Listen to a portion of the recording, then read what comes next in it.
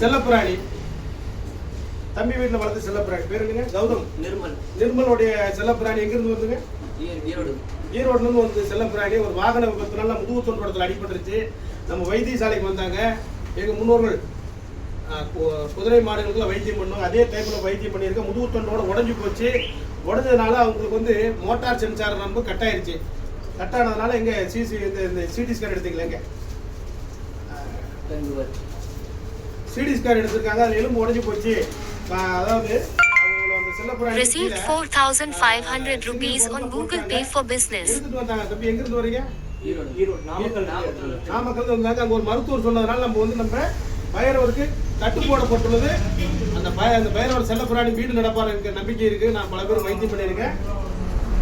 அதாவது தெருவில் விளையாடக்கூடிய செல்ல பிராணிகளுக்கு அடிபட்டால் இயற்கையாக கூடி நடக்க ஆரம்பிச்சது. அதே மாதிரி வீட்டில் விளையாடக்கூடிய செல்லப்பிராணிக்கு பயப்படுறாரு.